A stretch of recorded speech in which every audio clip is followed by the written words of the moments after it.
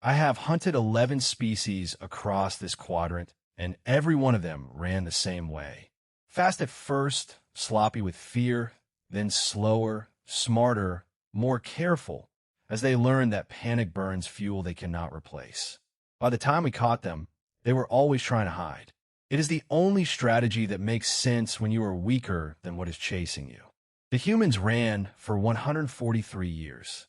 I know this because I am the one who has been counting. My name does not translate cleanly into their language, so I will use the designation their own scouts gave me decades ago, back when they still had scouts, back when they still believed running was working. They call me the patient one. I did not choose it. I have simply never stopped. The colony ship Providence Reach left their homeworld with 11,000 souls aboard, fleeing a war they had already lost. I was part of the fleet that broke their planetary defenses. I watched their atmosphere burn through a targeting array for 9 hours before command called the strike complete. I did not feel anything about this. It was work, and the work was finished, except for the one ship that slipped past our perimeter during the chaos. 11,000 souls. A rounding error by the standards of the war.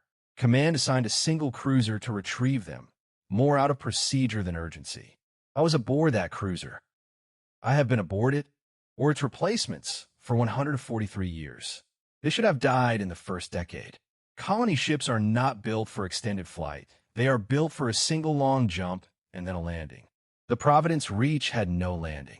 Every world we drove them from, every system where they try to put down roots, we found them within a handful of years and forced them back into the black.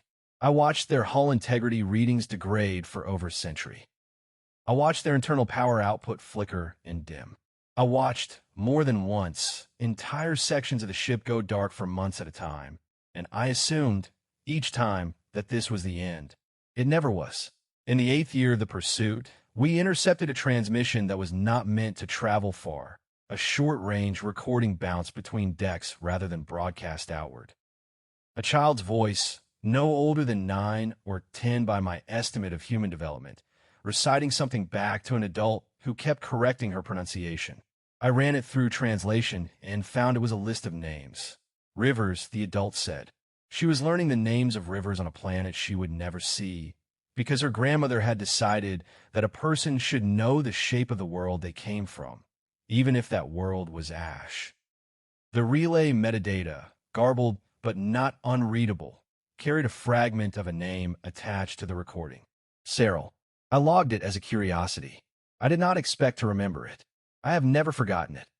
By the 20th year, I began to notice a pattern in their internal chatter, the parts of it we could pull from damaged shielding and careless relay errors.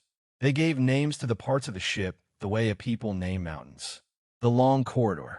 The garden deck, though by then it grew almost nothing. A stretch of maintenance tunnels the children called the riverbed, for reasons I did not understand until I cross-referenced it with the recording of the girl learning river names 7 years earlier. She had grown old enough to name something after what she had memorized as a child. I did not have a category in my reports for this. I created one anyway. In the 31st year, a resupply skirmish nearly ended the chase early. We disabled 2 of their engines and boarded a scout shuttle that had separated during the chaos. Among the salvage was a data core, half melted, holding a single surviving file. It was a change of command ceremony, recorded in what remained of a mess hall. An aging man, who I would later learn was the ship's second captain, placed a strip of cloth over the shoulders of a much younger woman, while perhaps 40 crew stood in ragged attention. He said very little. He told her that the ship was smaller than it used to be, and the crew was hungrier than it used to be, and that this was now hers to carry regardless. She did not look triumphant. She looked like someone accepting a debt. I noted her designation from the crew roster we recovered. Cyril Halden Vance, age 32. The given name matched the fragment I had logged 23 years earlier, attached to a recording of a child reciting the names of rivers. I cannot confirm it with certainty from a single relay fragment, but I flagged the match regardless, filed alongside the other coincidence, and did not think about it again for some time. By the 54th year, our long-range scans caught something I initially logged as a malfunction, a spike of power output far beyond what a ship in that condition should have been able to produce, sustained for 11 hours. It took me weeks to reconstruct what had happened. An engineer, name unrecorded, had rerouted power from a decommissioned weapons array to force a failing reactor back into a stable cycle, using a configuration that violated every safety principle I had studied across 4 species worth of engineering doctrine. It should not have worked. I ran the schematics myself, twice, certain I had made an error. It worked because they had accepted a risk no rational crew should have accepted. It worked because whoever did it clearly knew the ship's failing body better than its own designers had. Halden Vance's name appeared in the crew logs again in year 54. This time not as captain, but as chief engineer's second, 3 ranks below where I had last placed her. I did not understand the demotion until I found, in a fragment of ship's records, that she had requested it herself, arguing that the ship needed her hands more than it needed her authority that year. Command had granted it. I recorded this without comment, though I revisited the entry more than once in the years that followed. It was this third appearance of the name that made me stop treating it as coincidence. A common surname sharing a ship across decades was plausible. The same given name attached to it 3 times at ages that traced a single continuous life rather than a mother handing a name to a daughter was not. I cross-referenced every fragment of medical data we had ever intercepted from the Providence Reach, most of it damaged, some of it barely readable, until I found what I had been missing. The humans aboard that ship carried a pre-war treatment, standard among their kind before the invasion, that slowed cellular decline considerably beyond what their baseline biology allowed. It was not immortality. It was not even close.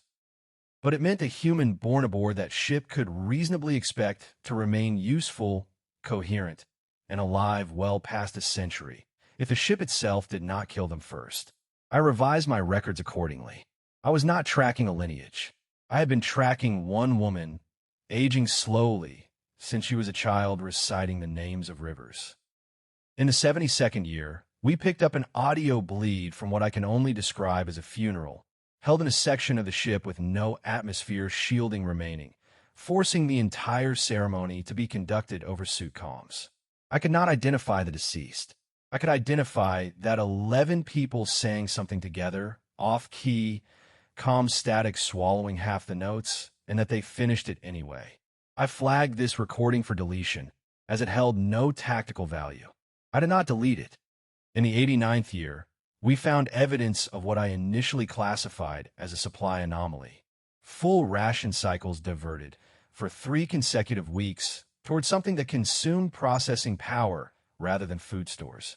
It took considerable analysis to determine the diverted resources had gone toward restoring corrupted audio files, an archive of recordings from Earth itself, music performed by people who had been dead for centuries before the Providence Reach ever launched. The ship's council debated the diversion publicly, in a recorded session I obtained through a compromised relay. Several officers argued the resources should go toward oxygen reclamation instead. The council voted, narrowly, to preserve the recordings and ration the air more carefully to compensate. I did not understand this decision by any framework I possessed.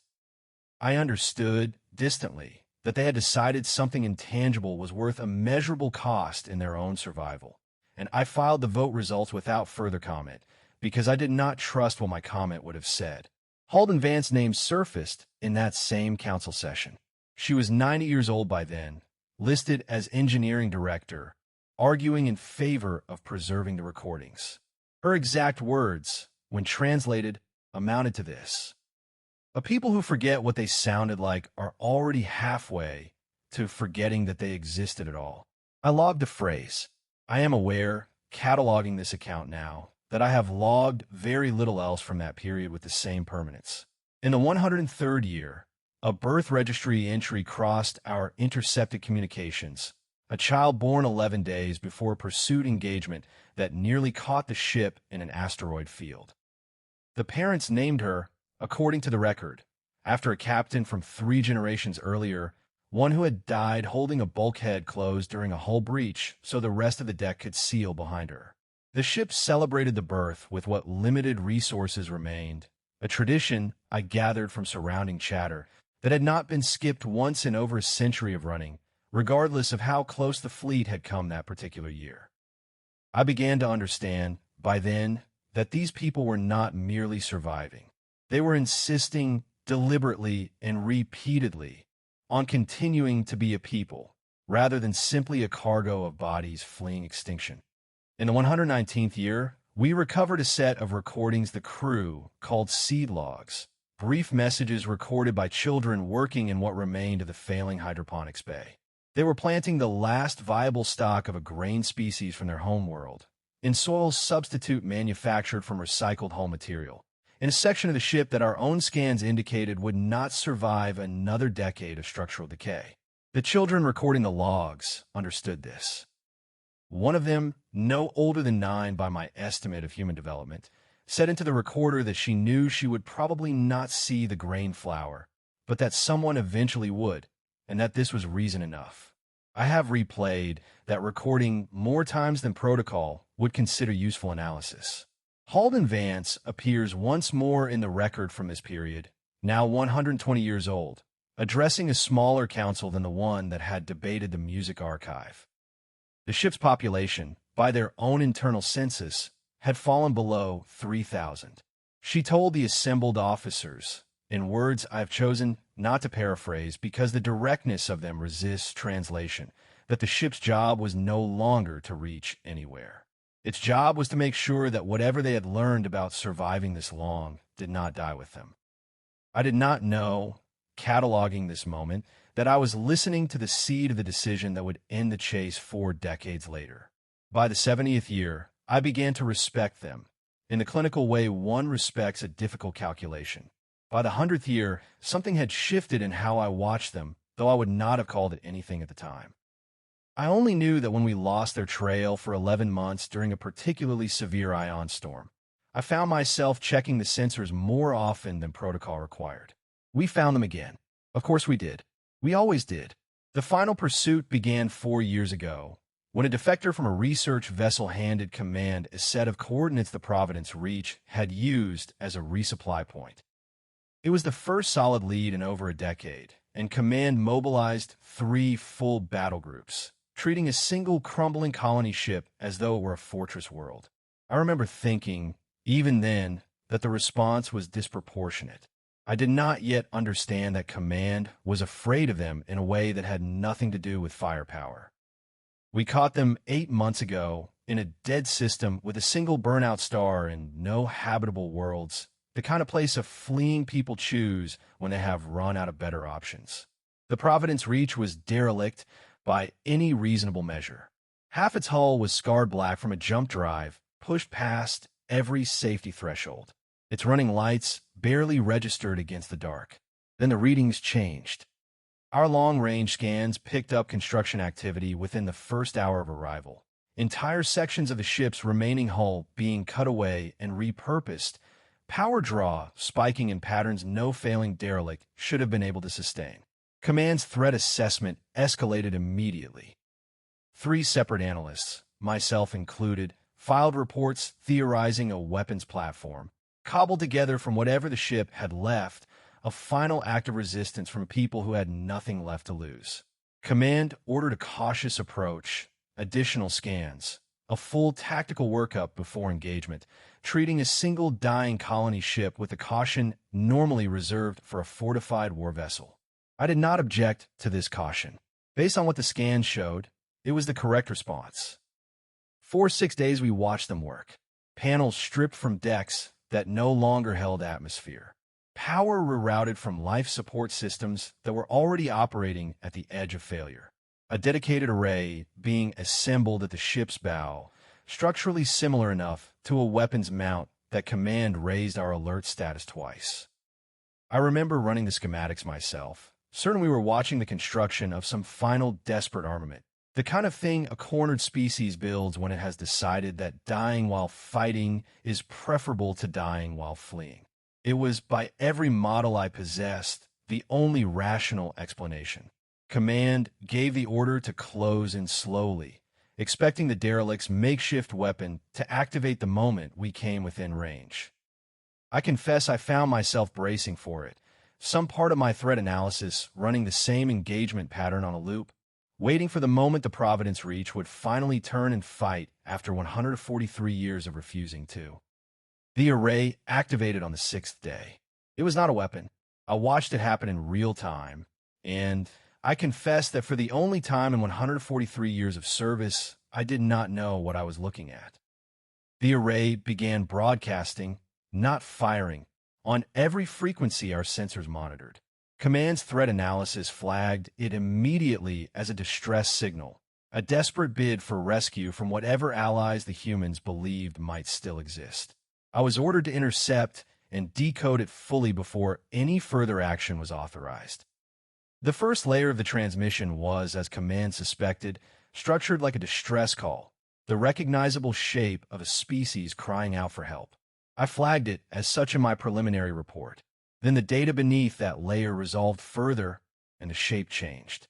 Buried inside what looked like a plea for rescue was navigational data, dense strings of coordinates spanning dozens of systems, far more than any rescue party would need to locate a single ship.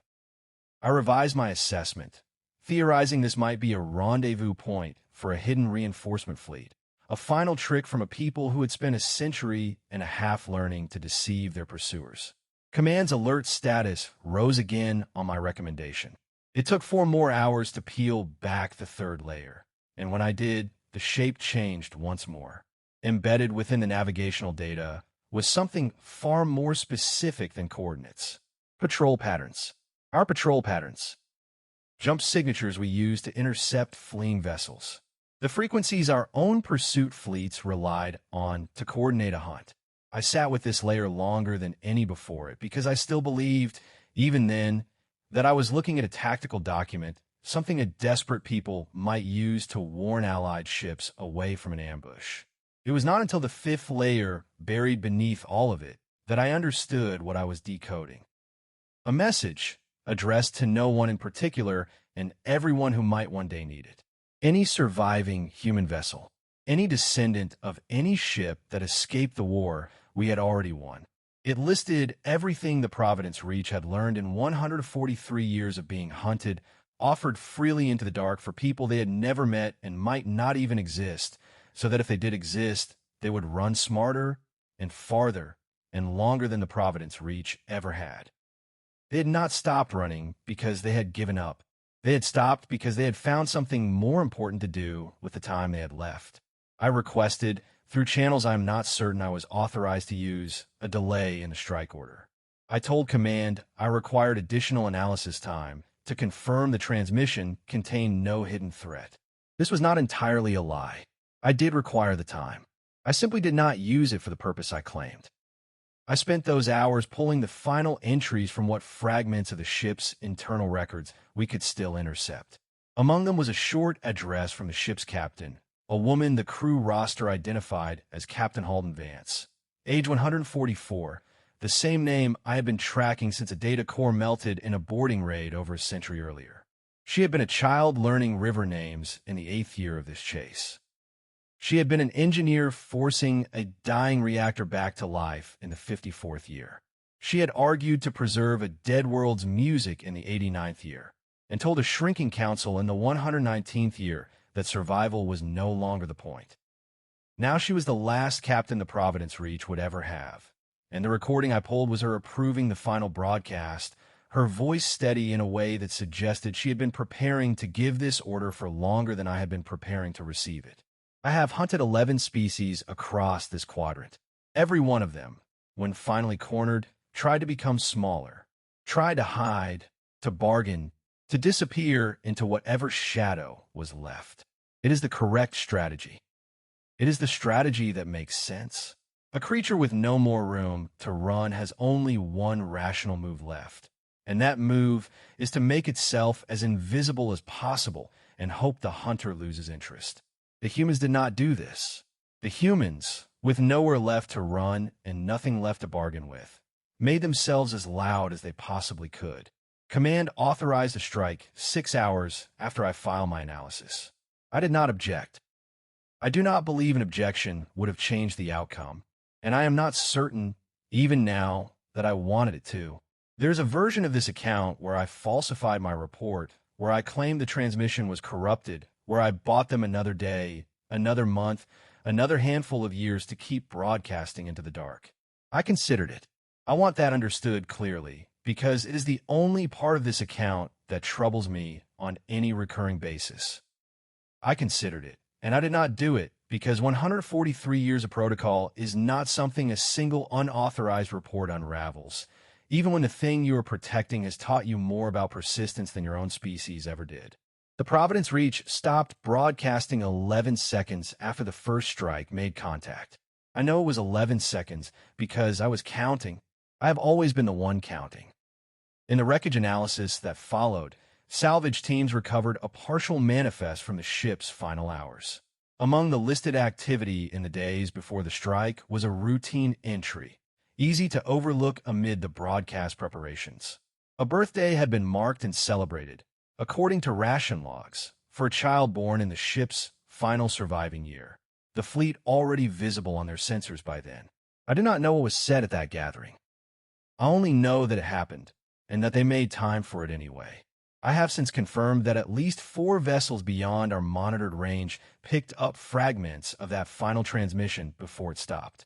Later reports, gathered over the following months, suggest at least one of those vessels altered its course entirely upon receiving it, diverting away from a system our fleet had quietly begun patrolling. I do not know if that ship was human. I do not know if it will ever be found, or whether the warning it received will save it, delay it, or mean nothing at all against a hunt it may never even notice closing in. I only know that the last act of a people who had run out of everything else succeeded, at least once, in doing exactly what it was built to do. I have hunted 11 species. I have never once, in 143 years, seen one choose to spend its final hours arming strangers it would never meet against the very thing hunting it. I do not have a word in my language for what that is. I am no longer certain I want one. Some things I have learned are better left in the language of the people who did them, because translating them into anything else only makes them smaller. The humans did not run to survive. They ran so that someone else could. If you're enjoying these stories, subscribe for more HFY every week.